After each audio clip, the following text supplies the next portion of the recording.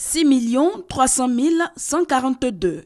Un chiffre à retenir, c'est la population électorale ivoirienne, c'est-à-dire le nombre de personnes inscrites sur la liste définitive, donc autorisées à prendre part aux prochaines joutes électorales qui démarrent le 25 octobre prochain avec la présidentielle.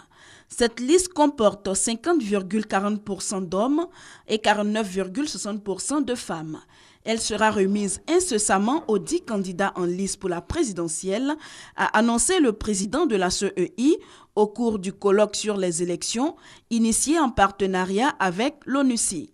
Youssouf Bakayoko annonce une innovation majeure, l'introduction d'un dispositif permettant d'une part l'authentification biométrique de chaque électeur et de l'autre la collecte puis la transmission électronique des résultats. Ce dispositif permettra non seulement de vérifier au niveau de chaque bureau de vote que les électeurs sont bien ceux qui figurent sur la liste d'émargement, mais aussi d'enregistrer automatiquement le nombre de votants ayant pris part au scrutin avec transmission au siège de la CEI à Abidjan à plusieurs reprises dans la journée du taux de participation dans le bureau de vote.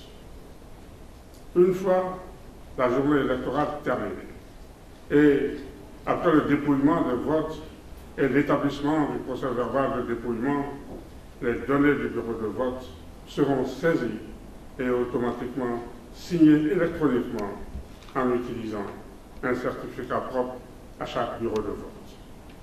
La mise en place de ce dispositif, une première dans notre pays, permettra d'éliminer toute accusation de participation au vote de personnes décédées, le bourrage d'urnes et le camouflage des procès-verbaux. Pour sa part, la représentante spéciale de l'ONU en Côte d'Ivoire, Aïchatou Mendaoudou Souleymane, s'est réjouie du bon déroulement du processus électoral. Elle a appelé tous les acteurs à la responsabilité. Je demeure convaincu, mesdames et messieurs, que si l'engagement souscrit par les médias, la société civile, les partis politiques et les groupements politiques pour le respect des différents codes d'éthique et de déontologie, ainsi que des codes de bonne conduite se matérialisent dans les faits et les actes, la Côte d'Ivoire conduira à terme, dans la paix, dans la concorde, le processus électoral tant attendu par les citoyens. Médias, société civile, groupements et partis politiques pour la prévention des conflits et la reconstruction est le thème de ce colloque de 48 heures ouvert ce jeudi en vue de promouvoir des élections apaisées.